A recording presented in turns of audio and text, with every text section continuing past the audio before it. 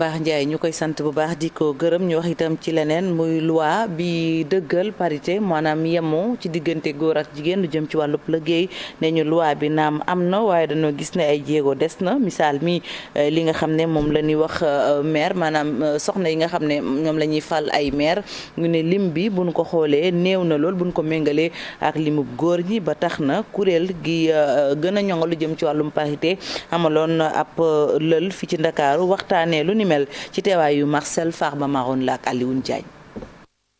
élection municipale ak départementale yi ñetti weer moo ci des mbiru parité nag doon question actualité buy delsiwaat ndax seetlu bi mooy lu bëri des naa liggéey boobule liggéey nag ay défi yu am solo lay àndal. défi yi nga xam ne mooy huis clos mooy lu ñuy waxtaanee ñun ci jigéen dañ koy waxtaan suñu biir mais il faut tamit ñu jëli suñu góor ñi ñu jàppaliñ ci loolu wax nañu tamit défi bi nga xam ne mooy jeunesse bi nan la ñuy inclure les femmes les jeunes femmes ci activité bi à la base. dinañ waxtaan tamit ci affaire financement parce que ñun ñëpp xam nañ ne campagne dafay laaj ay moyens nan la femmes yi mën a tegee moyens yooyu waxtaan nañ tamit ci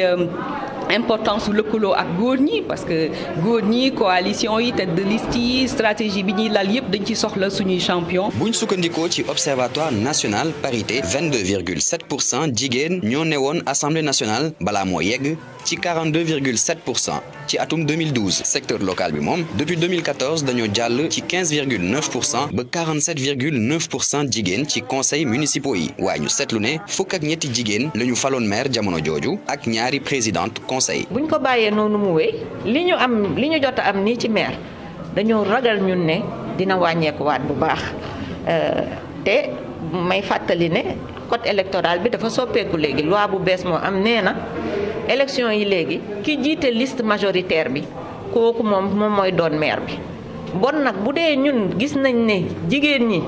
ci li jiitu daaw ñu jiite liste lu bëre bon dañuy mun a ragal ne que fi ñu jëm ni du baax ci jigéen ñi. yooyu lay waxtaan jot nañ am tey ca siège au conseil des collectivités territoriales liñ fa nar a jëlee nag jiitu réew mi lañ koy nar a jébal observatoire national parité di nar a organiser benn campagne de communication waaye tamit benn dispositif ngir seet ndax loi sur la parité ñoo ngi koy appliquer fii ci Sénégal.